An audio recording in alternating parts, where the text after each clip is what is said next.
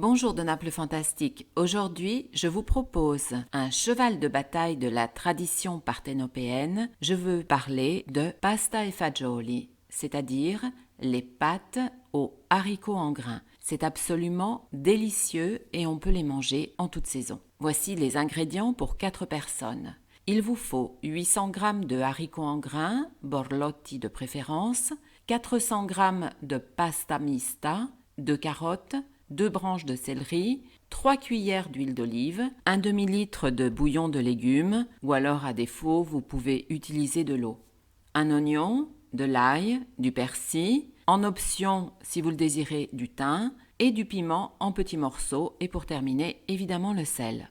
Il faut procéder de cette façon. C'est très simple, très rapide et en plus très économique. Coupez en tout petits morceaux les carottes, le céleri, l'ail et les oignons. Si vous utilisez des haricots secs, faites cuire les haricots dans une casserole d'eau chaude salée, puis égouttez-les. Si par contre vous utilisez des haricots déjà pré-cuits, à ce moment-là, il vous suffit uniquement de les égoutter. Dans une casserole avec des bords hauts, versez l'huile, faites revenir ensemble l'oignon et les gousses d'ail. Maintenant, il vous faudra ajouter quelques petits morceaux de piment. Ajoutez les carottes et les branches de céleri qui ont été aussi coupées en petits morceaux précédemment. Ajoutez un verre de bouillon de légumes ou d'eau et couvrez. Laissez chauffer ainsi à feu doux environ 15 minutes. Rajoutez 2 autres verres d'eau afin que le tout puisse prendre de la saveur. À ce point, ajoutez les haricots, le persil coupé très fin, ainsi que le thym si vous le désirez. Laissez cuire encore 10 minutes. Mixez la moitié des haricots avec le blender.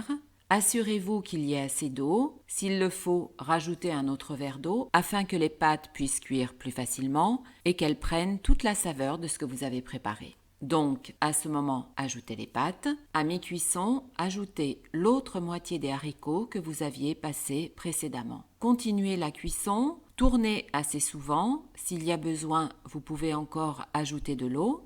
Dès que vos pâtes sont prêtes, d'habitude al dente, éteignez et servez immédiatement. Vous aimerez certainement, ainsi que vos convives.